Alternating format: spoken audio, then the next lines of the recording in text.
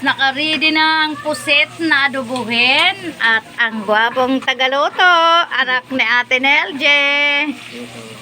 Nagsasangkot siya na. Dito naman tayo kay nanay na ang lakas-lakas ng apoy.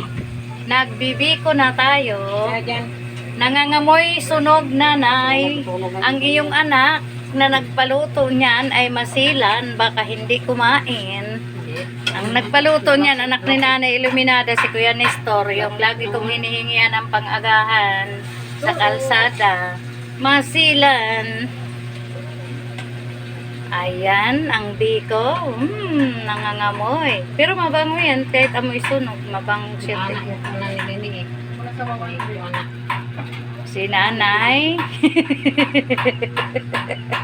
First time daw ni nanay magluto. Uminit ang ulo kay iyang anak na binata. Nag-utos na magbiko. Ang taga-biko talaga dito si Ate Nelje. Yan. Masarap ang biko niya nila.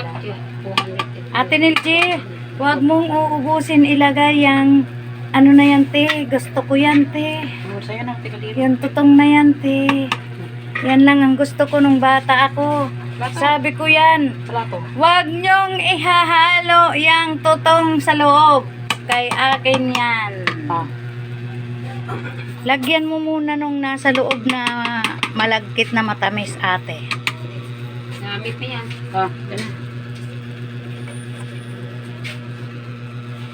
Ikaw, Ate Arcile, you want this? Te? Matamis, te?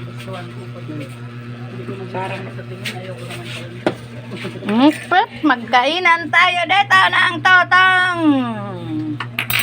Ang problema, nagbibidyo. Tama na na, kay ayaw ko ng masyadong matamis. Baka hindi ko din yan kainin. Ikaw, boy, gusto mo yan? Ha? Sige, kakain daw si Boy. Dalawa kaming entresado. Wala namang okasyon, guys. Nagkakatuwaan lang kami. Nagpaluto kasi ang anak ni Nanay Iluminada. Tama na yan, ay. Kay magsasakit na naman ang aking ipin. Pag pinakain nyo ko ng matamis, tama na yan. Hala, pinatamisan. Ayaw ko nga ng matamis masyado, eh. Kaya ang ipin ko, sinasaktan ako. Diyan ako pumapayat ng husto pag ang ipin ko ay pinaparusahan talaga ako.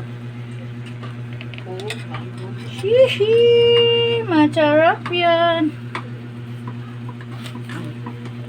Shout out dyan sa mga tsahin ko na mahihilig magbiko noong araw na maliliit pa kami.